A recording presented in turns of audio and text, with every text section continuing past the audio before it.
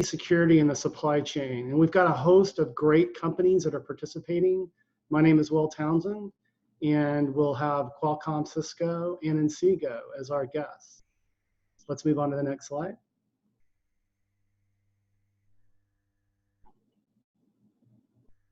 So at a high level, the US government views the deployment of 5G networking strategic and views that it will unlock transformative enterprise services.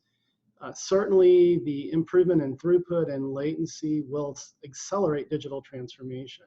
However, there are security concerns by the federal government in the form of presidential orders, entity restrictions, and that sort of thing on foreign entities. And also importantly, there's concerns around continuity of supply and just the supply chain in general. Things like Open RAN have tremendous potential to bring in new domestic suppliers into the 5G ecosystem, but there could be challenges with increased complexity. So in today's session, we're going to delve into these topics and hear from 3 5G industry experts and get a firm understanding of their insights. Before we get going, a few housekeeping items. 1, we're going to cover 4 key topics: 5G policy, Chinese infrastructure rip and replace, IoT and security, as well as supply chain. We would encourage you to use the hashtag US 5G policy when sharing on social media live and after the event is over. And if you view the link, doing the same. Please submit your questions during the discussion. And at the end of the session, we'll have about 15 minutes reserved for Q&A. I'll also mention, since we are getting lots of interest internationally and given time zones, that this webcast will be available for future viewing through the RCR Wireless website. So with that, let's move on to some introductions. As I mentioned, my name is Will Townsend. I'm a senior analyst with More Insights and Strategy. I cover networking infrastructure.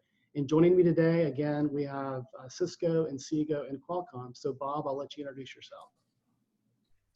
Great, thanks Will, and welcome everyone. Thanks for joining us today. My name is Bob Everson. I'm Senior Director for 5G Architecture at Cisco, responsible for architecting and integrating end-to-end systems around 5G. We do a lot of work with third parties as well, as and we'll talk about that some today, as we help to bring together a comprehensive set of solutions. Cisco has a long history in this space. We've been in mobile for decades, I guess. And really, very much focused from the start on open multi-vendor solutions and maximizing the amount of innovation that our customers can realize from this. So I'm excited about the conversation here and look forward to the discussion. Thanks, Bob, for joining. Ashish? Thanks, Will, and thanks everybody for joining today. And so Ashish Sharma, I manage the IoT and Mobile Solutions Business Unit at Inseego.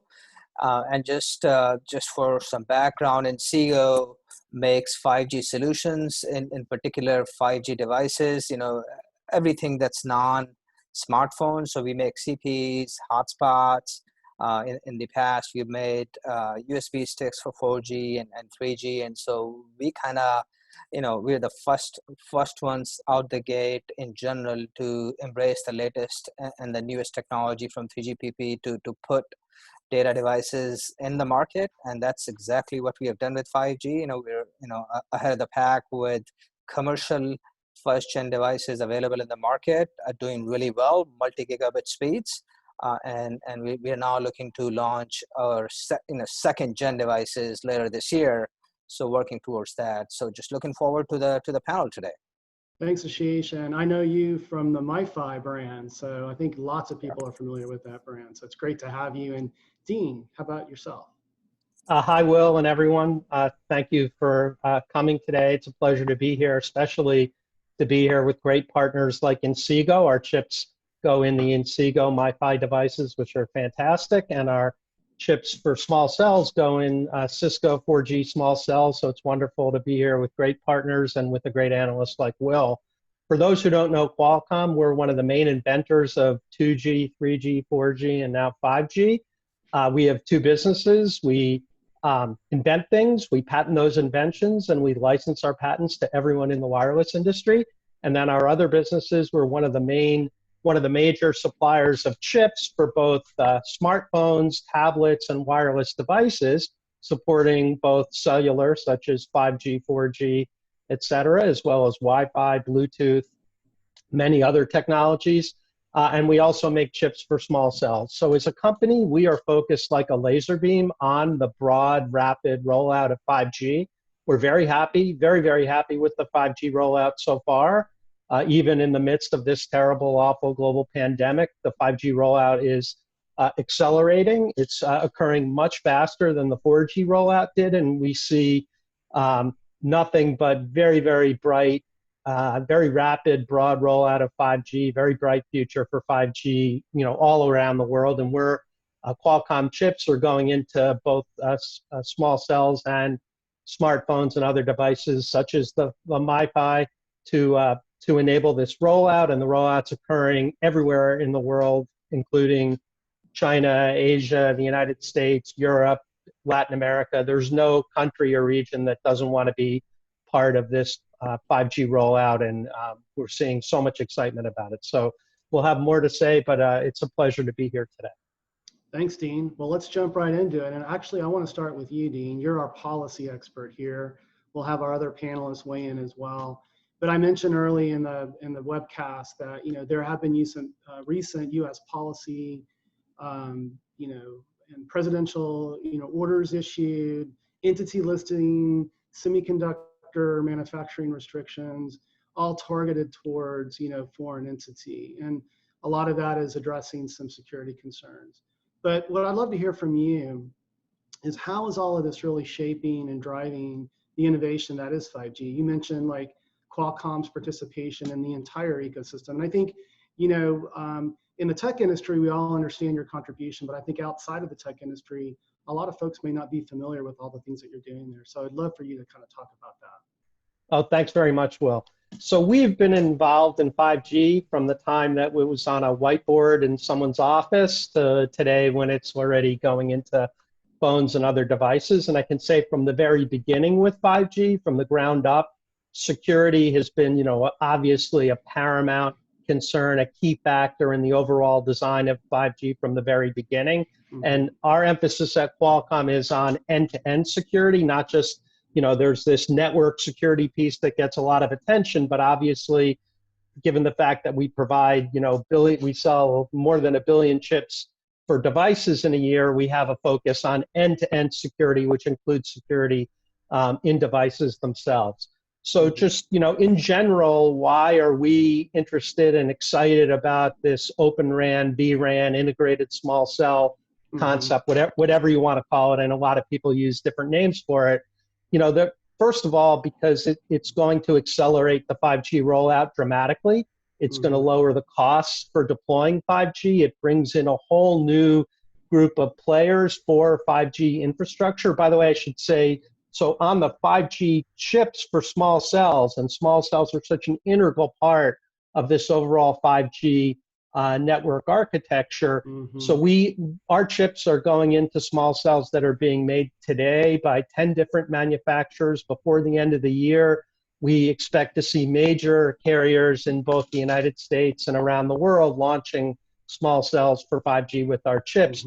All of our chips for small cells are already compatible with the vRAN, Open RAN, integrated small cell concept. So from the very beginning, we're designing that in. There are a lot of different options in the way the 3GPP specs were written for that, and we're trying to support, as we always do in our chips for devices, the absolute broadest possible range of options. Because again, what we want to see with 5G, in order to get this rapid, broad rollout, lowering costs is essential. How do you lower costs? Competition is one important way to lower costs. Architecture that is inherently lower cost is very, very important. So, we are doing everything we can as a chipset vendor when we just have that one piece of the puzzle in terms of what actually goes out, into networks to ensure that that networks are secure, they're flexible, and they're dense. And we see those three aspects, obviously paramount for 5G. Secure, nobody wants, 5G is nothing if it's not secure. So we've designed 5G both with many other companies in 3GPP, in other groups, and then inside Qualcomm. Security is job one. Security is something that is absolutely paramount. But also network architecture, small chips for small cells. You've got to be both flexible because, as I say, a lot of different permutations. We've already seen Rakuten with their very exciting rollout of a small cell network, small cell native network in Japan, but other carriers and other vendors are going to want to do different things. So we see flexibility is important. And then the last thing, and I'll stop there, Will, is the density. Yes. So one of the main things with 5G is a much more dense network architecture for cellular. Now, we did that in the beginning of that we saw with 4G and with things like license-assisted access, and before that, LTU unlicensed. So the idea is one way to get this multi-gigabit, ultra-low latency connectivity, the kind of connectivity that people can only dream about until they have 5G, is you got to bring the base station closer to the user. You got to get a much more dense deployment. Small cells are, are critical for that. So I'll stop there, but that's some of the reasons why we see this new technology is so crucial. Yeah, I know you're speaking to small, and I want to get Bob's, input on this as well. But you mentioned, small cells, and you mentioned densification. That's critical when you look at millimeter wave, right? Because you have to have a densification to get that propagation lined out correctly. And and there are a lot of factors that go into that. There's obviously spectrum, and you're a piece, you're a part of that as well at Qualcomm. Bob, I'd like to kind of toss this to you and get your input on the economics, right? So, Dean talked to Open RAN. I know that Cisco and Qualcomm are both a member of the newly formed Open RAN policy coalition. Inseego is part of the O-RAN Alliance. Can you speak to what Cisco is doing to focus on O-RAN and really sort of drive the economic benefits that Dean was talking to? Sure. Well, and it's a good question. We're in a position where there's a fundamental transition that's happening in the mobile network. Historically, mobile networks, and still currently, a lot of them, they're really built around closed, vertically integrated architectures. And so, 3 years ago, actually, we pioneered what we call Open vRAN. Open meaning the horizontal decomposition of the functions. With open interfaces, and then the virtualization part is what I call sort of the vertical disaggregation, and we think they're both really essential. What that's doing is that's opening up the opportunity for a lot more innovation in the mobile network. It's inherently better for operators because they get more choices and they get a much more flexible architecture, and so they don't just have to rely on one vendor. And specific to I think the question here as well, it is opening up the opportunity for a lot of U.S. vendors and a lot of other vendors to be able to compete in this ecosystem because of the open interfaces and because of the the modularity that's in there. And so we're big supporters of this. I will say just from a cost standpoint, we're engaged with many operators globally, tier ones and other operators, and have done some extensive cost modeling. And there are both CapEx benefits as well as OpEx benefits with this technology, which are big bonuses, obviously for the operators, especially in this environment. But I don't want that to also take, the cost focus to take away from the fact that there is real significant innovation that's going on here in the market, which will be very transformational for the operators when implemented. Right. No, I agree. And what's really cool about, virtualization and Open RAN is that software development is a key competency that U.S., companies have. And so it's something they can lean into very aggressively. Ashish, for you, obviously Inseego participates in the radio access network. Bob spoke to the CapEx and OpEx disruption that can occur. I wrote an article on Forbes looking at both sides of the coin. But, and I kind of mentioned this at the very beginning, you're going to see some complexity because you're bringing more partners into the ecosystem. There's more software, and so inherently that could be more complex and put pressure on the OpEx side of things. What are your thoughts? Because, you participate on the device side within the RAN. Do you agree or disagree with that statement?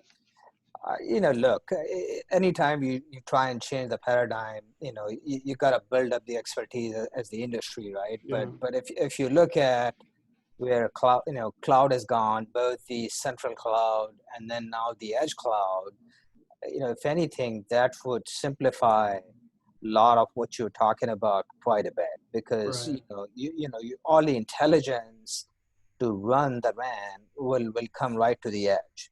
And so once this, ORAN and the private network initiatives along with it kind of roll out, I think Mm-hmm. what Dean was saying, the industry will benefit greatly, because it's not just the carrier networks, which are awesome, but now you have the opportunity to work in either private only, carrier plus private. There'd be multiple business models that can Right. emerge that can address the OpEx issue. I mean, you don't have to go all the way if you don't want to. I mean, carrier Sure. might be able to come in and maybe take the operations off of your plate, while if it's your spectrum, you're not paying subscriptions to the operator for the license usage of the license Right. bands.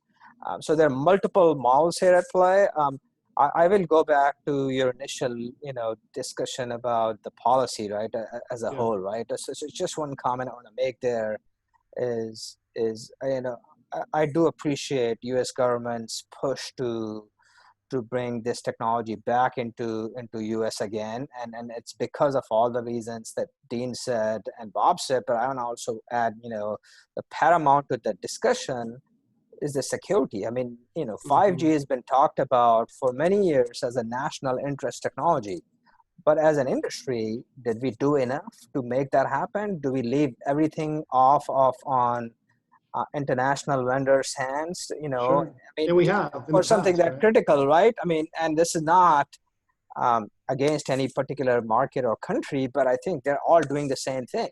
I mean, in this case, you talk about China, they're doing the same thing.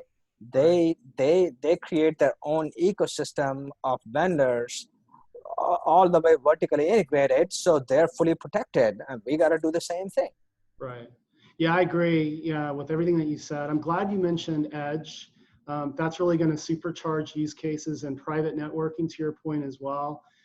Taking cellular infrastructure and deploying that into automating manufacturing, um, driving, the whole autonomous, vehicle and drone capabilities and those sorts of things. They're going to require a different set of technologies that are going to have to be secure. And that's a great segue to our second set of topics, which is around this whole discussion that's been going on in Washington around the rip and replace of Chinese infrastructure.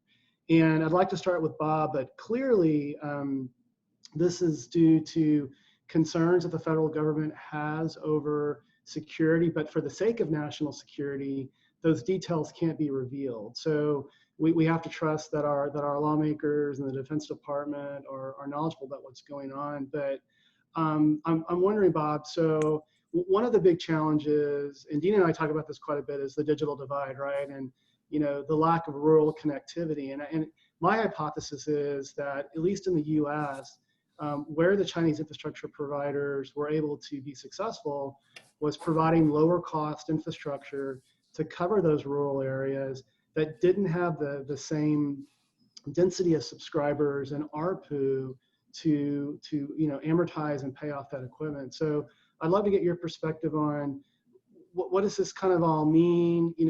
Is there anything that Cisco and the mass scale infrastructure division is doing to help bridge this digital divide? Yeah, thanks, Will. So we're just diving right into the deep end here, but it's a great We are. topic. So as you said, the government's made a determination based on intelligence that obviously they're privy to, that there are some vendors that just present an unacceptable risk to being in these communications networks. So obviously, I don't have the specific intelligence, so I'll kind of say that we trust the work that they're doing, obviously, and we've seen their public statements. But suffice it to say that they believe that those risks are real enough to require some attention. So what needs to happen here? I think one of the questions is, how pervasive is this technology? in U.S. networks specifically. While the national providers, say that they haven't purchased any and we're not aware of any, equipment in their networks, the rural providers have. And I think that we can assume where it is, that it's pretty heavily concentrated because the business model of the legacy vendors and some of these larger vendors is to kind of incorporate everything and try and bring everything in there. So I think we can assume that it's pretty heavily concentrated. And so there is government action. There's been movement. No universal service funds can be leveraged. Government can acquire. There's a lot of legislation things that we don't necessarily need to talk about. But Open RAN is a way to help with this in a couple of ways. One, as we talked about before, it does allow for new providers and new players to come in, and we can actually build better solutions. The great thing about this is that it coincides with a major technology transition like 5G, where operators really have a need to reinvent their networks anyway. The legacy way of building a network has been successful for many years, but as we go into 5G, there's a need to be able to compete in new ways. And so the benefit here is that as they're being asked to make this change, there's an opportunity to upgrade to new infrastructure, which will allow for more competition. There are some great U.S. vendors that are providing solutions here, as well as some others from trusted partners here. From a Cisco standpoint, we're actually focusing a lot of activities on validating end-to-end blueprints. Recognizing that as we put together these solutions, they won't all be from one vendor, but you can't just throw all these options out to the customer and say, okay, hey, here's your menu, or here are all your pieces, figure out how to put them together. Right. And so we're taking a leadership position to help integrate these systems, give operators a good place where they can start from, partnering with companies to actually build end-to-end systems that we can deliver there. And we think this is really, really critical. And as the government moves along, back to the government actions, there's a lot more attention that's being paid inside the government on Open RAN. We're hopeful of the defense bill that's coming up will include some sums to help in sort of incent the R&D on the Open RAN side of things. So, and the Open RAN Policy Coalition, which you mentioned earlier, ORPC, a bit of a nice, kind of twisted bit of a mouthful. But we were one of the leaders to help launch that, to kind of help raise the awareness in policy makers of the importance of this technology, and of just being aware of what's happening and making good decisions from a policy standpoint. Great stuff, Bob. Hey, Dean, I want to toss it to you. And Qualcomm is very, very involved in the deployment of 5G. I mean, you're in these small cells, you're in the devices that we use, and but we're already kind of, I call the 5G deployment, there's 1.0, 2.0, and 3.0. And we're sort of, we're easing into that 2.0 where we're moving from non-standalone slowly to standalone. T-Mobile announced that they'll be the first in the world, apparently, to deploy a 5G standalone network. How quickly can Open RAN really make an impact when you've already got operators, around the world deploying 5G infrastructure? Oh, that's a good question. The way I always view it are the transition from 1G to another, it doesn't happen overnight, and it's more of a marathon than a sprint. And I think if you want to break it down in pieces, Will, I would only say it's not just 1, 2, and 3. It's about, an 8-act play or something like that. And obviously, Open RAN, vRAN, integrated small cell, again, whatever you want to call it, it's proceeding apace, in parallel. And I think it's at warp speed. And by the way, one thing I wanted to add about it is it's not just destabilizing to particular vendors, infrastructure vendors from a particular country. It's destabilizing.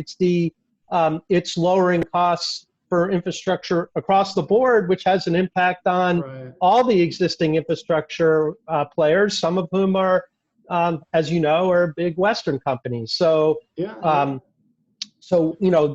we can only do on the Qualcomm end, as much as we can to make sure that this trend continues and that we get quick uptake of it. And so that's why what we did was we made sure that our small cell chips, when they do launch, and as I say, you'll see them launch before the end of the year, they're compatible. They have their software compatible with various forms of this. And so, I think whenever you talk about small cells, of course, one of the biggest frustrations of small cells is how long the rollout takes.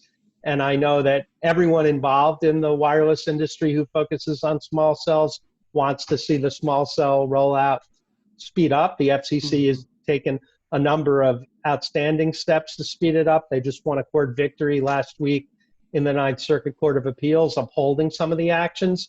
So yeah, I don't think by any means the fact that 5G is already launched in parallel with this development of the new infrastructure technology, I think the two will go hand in hand. I'm not that worried about it, but it's a giant paradigm shift, and right, it doesn't happen overnight. And to Bob's point, which I agree with completely, this is takes massive, billions and billions of dollars of investment. And that investment, it's not like rain, right? It doesn't just happen. It only happens when good business folks sit down and run the numbers and they can see that they can make a return. It doesn't, it's not like a plant and you just put some water in. As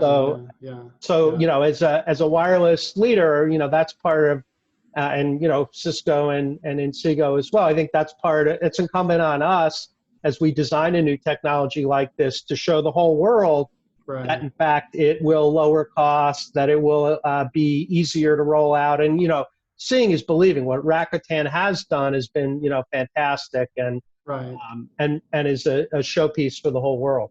Yeah, just the speed of deployment, the agility they've demonstrated. They've had a few hiccups. I hear around the water cooler that there's some software challenges, to my earlier point. But Dean, you made an excellent point. I mean, the investment in these new 5G deployments is astronomical. Both Verizon and AT&T are on record saying that they're investing north of $20 billion each, and that's traditional. Certainly, things like Open RAN, virtualized radio can lower that capex investment, but there still going to be challenges there, from my perspective. So, Ashish, I'd love to toss it to you, and you have responsibility at Inseego for not only mobility solutions but IoT. So, do you see any challenges, with respect to the deployment of IoT in this new brave new world of moving away from the traditional infrastructure providers in the RAN and bringing all this disaggregation there? Yeah, I mean, good question. Well, I mean, look, first stepping back, IoT as it is very challenging in terms of handling security, right? Because you're adding so many more devices to the network, and if not fully managed, if not architected the right way, you're trying to go much beyond smartphones. You're trying to connect so many different things and workflows through IoT that we've all seen on internet news about how many break-ins we have seen on IoT type applications, like through fish tanks, right? Our baby monitors, or there's all kind of stuff we've heard. But that's what I think, that's the difference with 5G now. 5G is inherently built on much more secure standards. And now moving that supply chain to US, that's an imperative, because it's no good that you secure one side of the coin. Like, we can secure the device side of the coin, the on-ramps to the highway we can secure, and then the network is vulnerable because the equipment we are buying from some international vendor leaves backdoor entries or whatever policies or things they do. It may be acceptable in their markets, but it's not, we don't want to rely on that. We want a complete end-to-end supply chain, and that is imperative for IoT.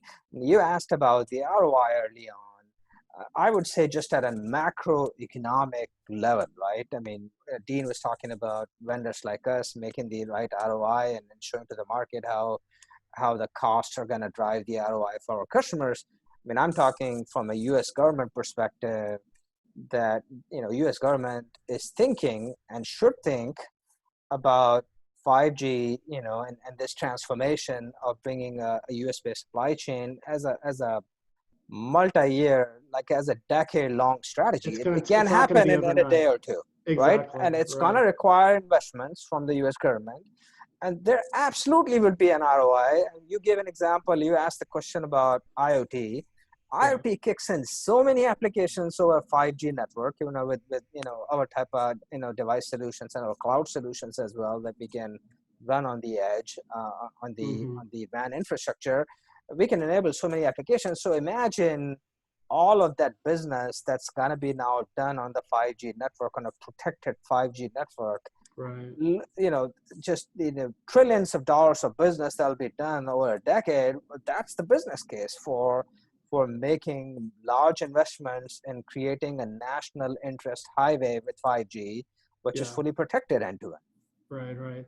Yeah, and 5G aside, my impression as an analyst, because I spend a lot of time with customers and companies and deployments, is that IoT has been sort of the Wild West, and there hasn't been really an industry standard, and it's only recently that there's been activities and attempts to sort of harmonize that and bring standardization IoT, because until you do that, you're going to have a security vulnerability there, right?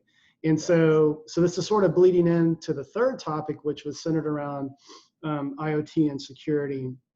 And I'd like to start off, and maybe I'll kick this to Dean to kind of keep things lively here. But from my perspective, I spend time with some of those Chinese infrastructure providers. From a security standpoint, what they're saying is that we're attempting to be transparent. We're setting up cybersecurity centers, around the world, not only in, our home base of China, but in Europe and, and eventually even I think the US is the desire there. So they're talking about transparency, but so what's the reality here? I know security is something that Qualcomm is very, very focused on, given that you're in so many different devices. So what is the real threat from your perspective? Well, so I can tell you what we do, Will, and what we do we have a philosophy about security on the device side, which applies to a smartphone just as much as it applies to all these various IoT devices. And that is that we're big believers in on-device security. Mm-hmm. So we don't want to be relying on a database that can be hacked. We don't want to be relying on software that has to be added or stuff like that. But what we do is because we're a chipset vendor, so we can, as much as possible, tie the security deep into the hardware of the chip. Right. Obviously there is software involved, but it's deeply, deeply tied in to the innards of the chip. So in terms of like hacking, we are trying to defeat the hacker's business model, right? The hacker would like to, it doesn't cost very much to hack a database, it's done every single day, unfortunately, in the world. So what we try to do is stay away from that, put as much security as possible, deeply tied into the hardware, at which we think is, essential for device security. Now, there obviously, and Ashish can speak to this probably a lot more than I can, which is, the challenge with IoT is, in the smartphone space, we have a relatively small number of smartphone vendors. All the folks in the chipset industry have, established relationship with the smartphone vendors. Mm-hmm. We have a, 3GPP spec, and it's a all of us in the industry work together. We're all active in 3GPP and designing the security features. Yeah. With IoT is such a plethora of new device categories, even not to mention the numbers of different, IoT devices. Basically anything in your home, anything in a factory, anything in an office can be an IoT device. Right. And so not only is that have a variety, such a multiplicity of devices, but of course that means there's a multiplicity of device vendors, many of whom don't know who Qualcomm is, don't know who Cisco is, don't know who Inseego is, mm-hmm. aren't in the wireless industry, wouldn't know 3GPP from Atom, and yet as a challenge for all of us, we got to make sure that their devices are just as secure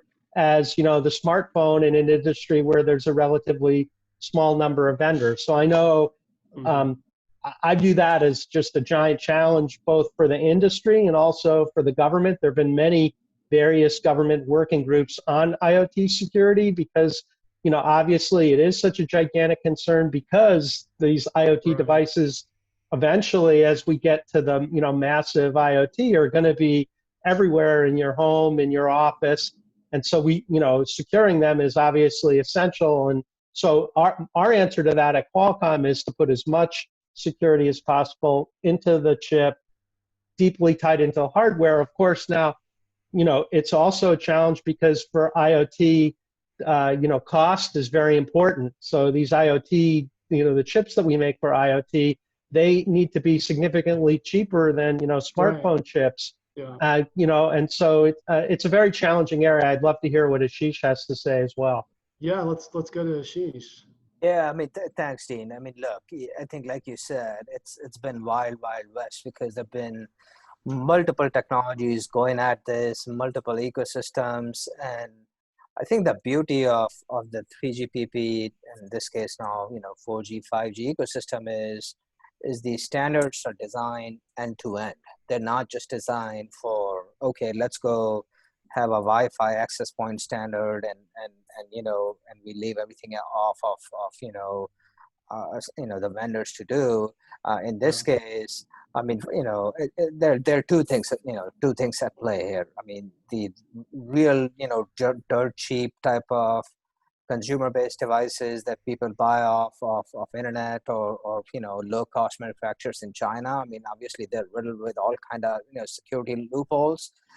That's one. And then to Dean's point, companies like us, similar to Qualcomm, we pay a lot of attention in ensuring that our devices are secure. I mean, they go into some of the, you know, most stringent government applications that you can imagine. And the reason that is because, I mean, you know, it's a big area of focus internally. We're not just, you know, taking it easy. There's multiple layers of security built in, hardware, software, and then, you know, most importantly, right, as opposed to some of the Chinese vendors, I mean, we don't believe in backdoors. I mean, you know, it's not something we believe in, right? So we don't design for that. That type of you know, of a mantra, right, or way of working. So it starts right there. You have to, as an end customer deploying an IoT solution, you have to look at the complete end-to-end workflow, and you have to buy an IoT solution or design an IoT solution that takes security into mind. And if you do that, particularly with 5G, that you know, you're going to get all the right pieces here with US-based manufacturers. Right. Good point. And, you know, Bob, I know you're not the IoT guy at Cisco, but I'm very close to Cisco. I spent a lot of time with the various teams there. You've got a very, very strong presence in IoT. You have a very, very strong security offering, and you're integrating that not only on the enterprise side of your business, but on the service provider side of your business as well. You know, specifically, what are some things that your team is working on and looking at? From my perspective, it's, you know, Dean talked to, you know, integrating it, you know, to the chipset level, to the device level, not relying on an external database. Is Cisco taking the same approach with some of its infrastructure solutions? Yeah, thanks. So, and on that point, I think it's a great point because, you know, Dean made an excellent point about starting with that foundation down there at the hardware level, and that's actually the same approach we've taken from an infrastructure standpoint with trusted infrastructure. So within our router infrastructure now, we have trusted infrastructure where you can actually validate the hardware, the firmware. You know, and so as we see those types of capabilities get more pervasive across the network, then you're going to be able to establish that just lower layer of foundational trust. But then, you know, we have to build on top of that as well. And so our approach with security, whether it's IoT or 5G or any, you know, all this, is that we need to take a holistic approach. You know, the hardware is incredibly important. As we look across the domains, you know, there's really kind of three domains that are in play here, and they all overlap. But you have the IoT, question around IoT specific security. And then that layers on top of the telecom network. So you have to look at the telecom network security. And then a lot of this is moving to the cloud. And so then we have cloud security. Right. And so from our standpoint, it's essential that you look across the entire architecture. And I just want to dispel a nasty rumor out there.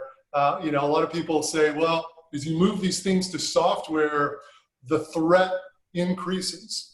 Well, I've heard that one. Yeah. So actually, I would argue the threat doesn't increase. You actually get better transparency to the threat, because even when you have an integrated system from one vendor, there's still software in there. There's still hardware that's vulnerable. You just can't see it. And you can't see what's going on, and so you don't have the same level of visibility. So as we open up these architectures, they can actually be much more hardened and tested across a number of different domains, and you get a lot better transparency in there. And so that's absolutely our approach. As you said, we're obviously deeply involved in IoT as well, and there are a number of IoT-specific security initiatives. There's a great one going on in Global Platform that we're one of the leaders in that has a number of different aspects in it. There's work in 3GPP that we're working with Qualcomm and others on. And so, without getting us too far into the weeds on this one, it's really essential. And I think there's a great opportunity for us to get much more specific and meaningful on the security architecture now. Great stuff, Bob. Thanks for sharing. Well, gentlemen, we're reaching the final stretch. So we've got our fourth topic, and then we're going to go to Q&A. We've had a lot of Q&A coming in. So, and the fourth topic is, we've talked about 5G, we've talked about IoT, we've talked about security, talked about policy. Let's shift and make the final topic around supply chain. And we've been talking about this, that there is a stated, mantra under the current administration to wean our reliance off any foreign entity. So that could include the traditional folks that we've worked with in the past, like the Nokias and the Ericssons, and recently Samsung Networks, as they've grown their footprint out of the Asian market into the US, primarily with Verizon and their 5G deployment. So we've talked a lot about the RAN, but there's more to networking infrastructure than the RAN, right, guys? There's core, there's transport, and certainly Cisco is highly participant in the transport. I call that the plumbing to the internet, in the core network infrastructure. And where we're going to realize the true benefits of 5G from a latency and throughput perspective is when we get to that standalone deployment where we have core, 5G core, and 5G radio access. So I'm wondering, I'd like to throw this, let's start with Dean.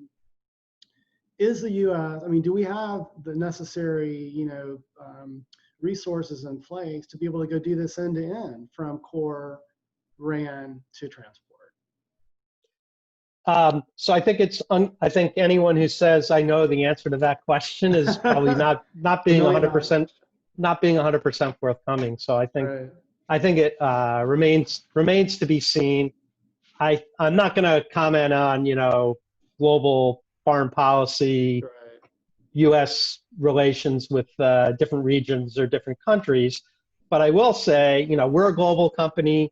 Our chips have to work in phones, 5G phones that launch anywhere in the world. Mm-hmm. So we got to make sure that no matter what we got to comply with, obviously, U.S. law. We're a U.S. company at all times, and U.S. policy and help drive U.S. policy. But we also have to function in a global market. And as I said, this new concept of the virtualization is destabilizing, but not just the companies that you read about in the newspaper from China. It's destabilizing to the existing worldwide special purpose command and control type architecture. And I think Rakuten is a good example. It's the first example. We'll see how things play out, but it's the first, and they had certain advantages. They're a greenfield network, so this rip and replace issue didn't exist, and they didn't have to worry about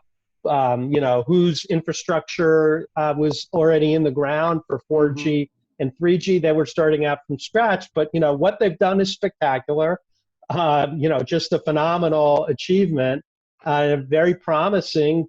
And we will have to see if all those various pieces that you talked about, for fall into place or not. And I think it's a little bit too early to know the answer, but I think it's a good question. And again, I would say dollars, capital investment, government funding, private sector funding are, business cases are going to really be the ultimate determiner here, because, the aspects that you rattled off, they cost billions and billions of dollars for any one carrier. The investment to have, a new player in an industry like that is substantial. And that's one reason, as I say, not to be a broken record, but we're interested in helping to push along and bring involved in this new virtualization, because it really can dramatically lower costs, which will bring in new players, which hopefully will, allow for accelerated rollouts, as we saw with Rakuten.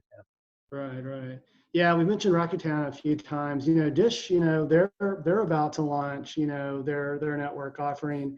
Part of the requirement with the Sprint and T-Mobile merger was a divestiture of spectrum assets and some other things, giving them access to, I think, retail locations so they could sort of kickstart their network. I expect they're probably going to go deploy a standalone network, because it's greenfield, like to your point with Rakuten. Bob, I know Cisco has been very heavily involved with Rakuten. Seems like everyone is involved with the Rakuten deployment, but let's kick it to you. And what are your thoughts? And clearly your team is very focused on the transport part of things. You also have great silicon capabilities like Qualcomm. You do a lot of custom silicon on the enterprise side of things. I'm not sure if you're doing the same on the service provider side of things, but it seems like Cisco is very, very well positioned. But do we have all that it takes to have a complete end-to-end, U.S. supply chain to go after 5G and 6G and beyond? Yeah, thanks, Will. So it's a good question. I would actually, respectfully disagree a little bit with the assertion. I'm not sure that the U.S. government has actually said that all technology must be sourced from the U.S. Obviously, we'd like to see innovation in manufacturing in the U.S. And I think we're actually working with a number of players here, and we do see a path to where you could get the whole system U.S. made. But I think what they've talked about more is about, a U.S. or like-minded allied country providing these solutions. And certainly, we work with a number of players that are more globally here. In fact, the government has even, maybe we'll go the other way, they've swung a little bit maybe further than we would suggest the other side, where there've been suggestions, well, maybe they should invest in one of these large, legacy incumbents to help, put them on a more stable footing.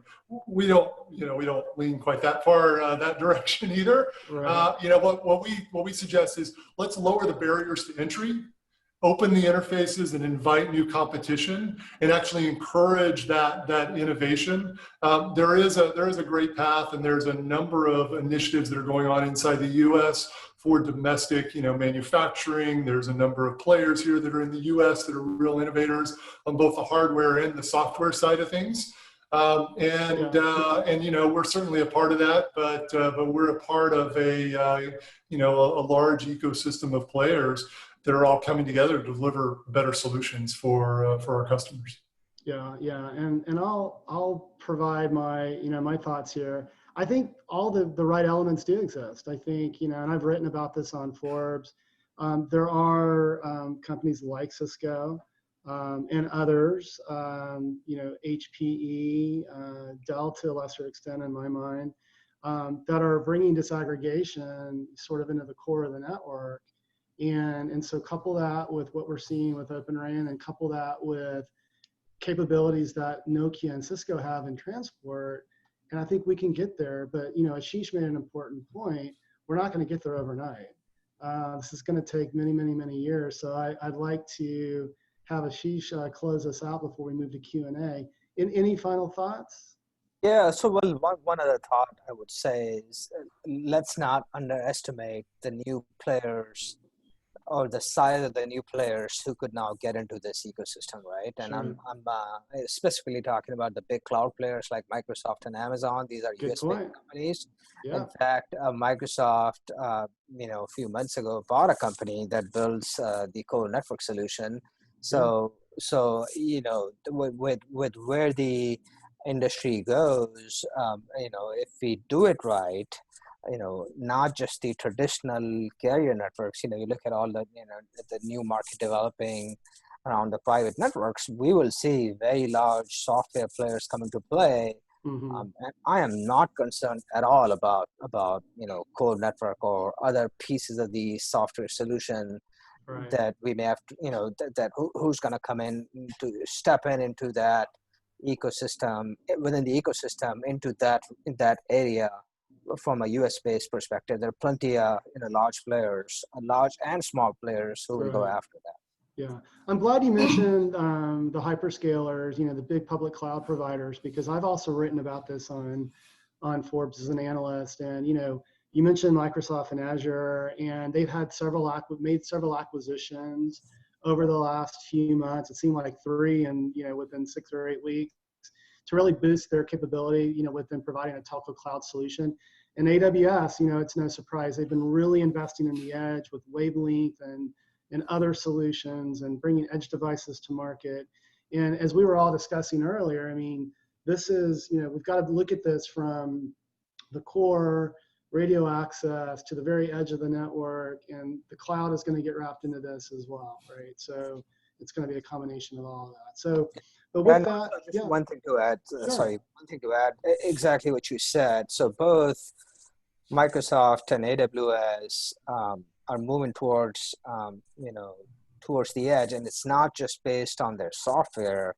It is also they're moving there with their hardware. Basically, they're taking their traditional, like you said, with wavelength. AWS has what's called Outpost.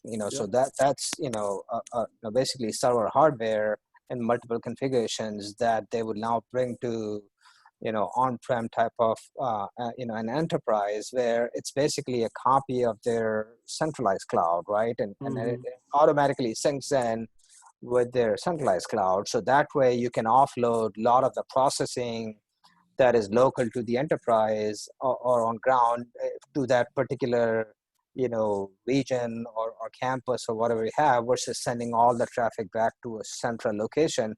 Same thing with Azure. I mean, there's something called Azure private network zones. And so they're doing something very similar. They're extending the reach of their central cloud to the edge, where they're bringing fully canned solution. Everything between central and the edge will work. They will do all of that software work to synchronize everything for you, right? Right. No, great point. So, sorry, Will, if I could just add in there, because I think Ashish was touching on a really key point, which is, as we move these functions of software, as you decompose the RAN and disaggregate it, and you move these functions to software, then they become a component inside of a fully automatable network environment.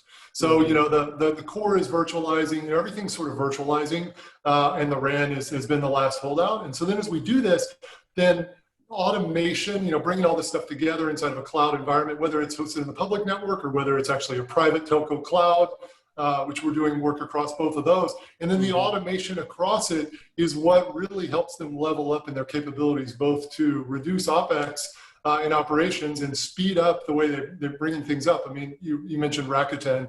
We worked extensively with them as sort of a lead partner as they were bringing this together. And there was a lot of work there that we did with them around automating the processes of bringing up a network and transitioning and bringing up cell towers that are, seemingly mundane tasks in some cases that are fairly time consuming, that we were able to reduce, dramatically. And so that, as we look at the holistic view, there's a lot of innovation, again, that's going on in the US around this. We're, us and a number of other players in the US who are leading the way there too, which is the wrapper around really kind of making these things and all the benefits much more real. Great, Bob. Hey, Dean, let me give you a chance with some final thoughts before we wrap it up. And we'll have time, hopefully, for a couple of questions here. But any final thoughts?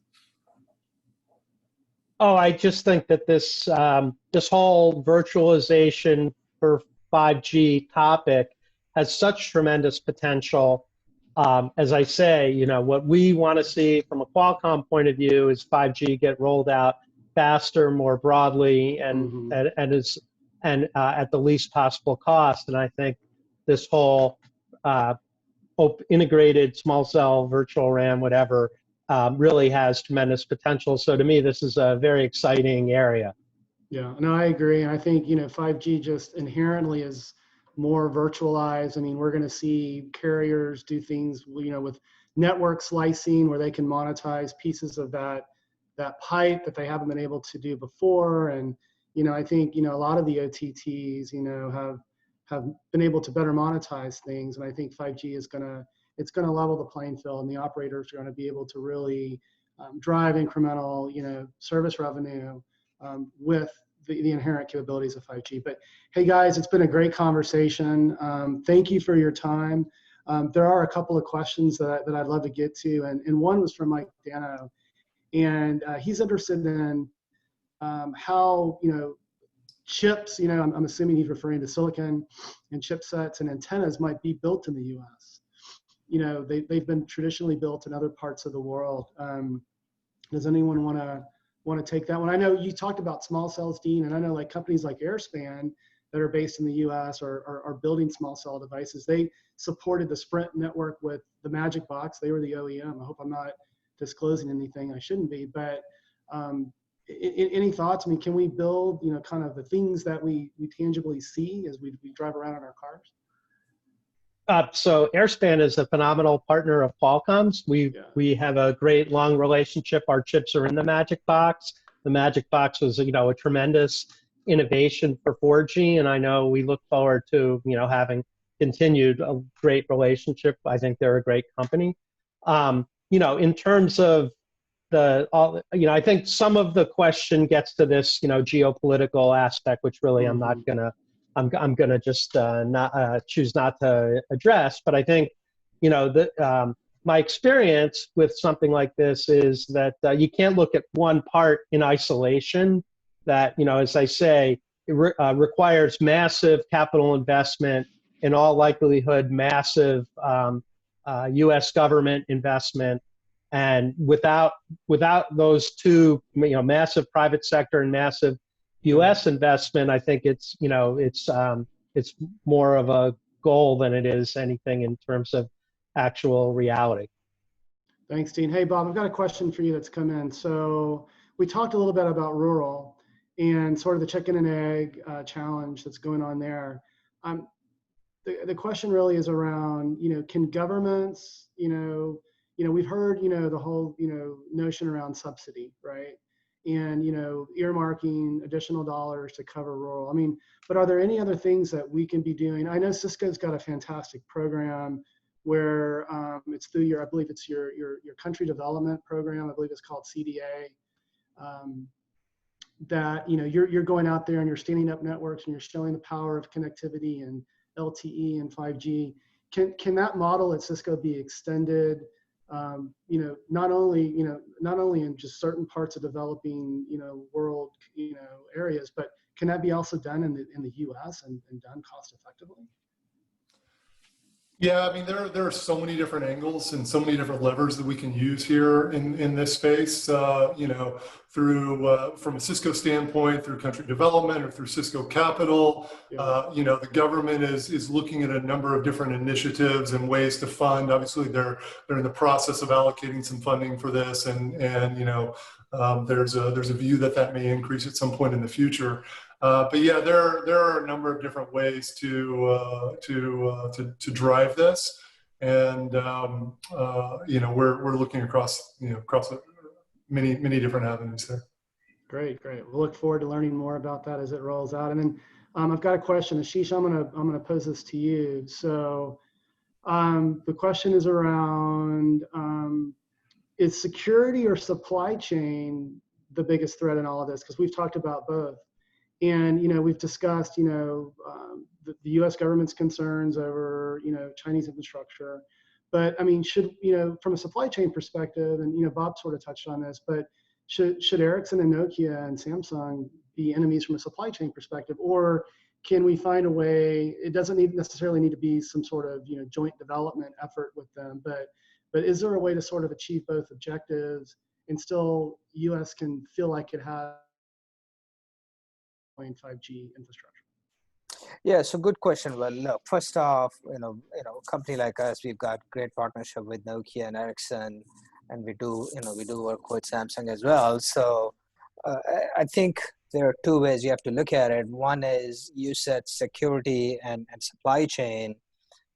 From that perspective, I think it's workable. We can work with, as Bob said, like-minded countries and their security policies and all that. But then there's a third dimension here, which is innovation. And so if you think about, 5G is going to rule the next decade here in terms of investments and the money that's going to pour into it. It just makes inherent sense to use this opportunity to create a US-based, technology hub. Sure. Well, gentlemen, we're at the end of our time here. Ashish, Bob, Dean, I want to thank you. It's been a very interesting discussion. I think we've covered a ton of topics. This webcast will be available to those that could not join.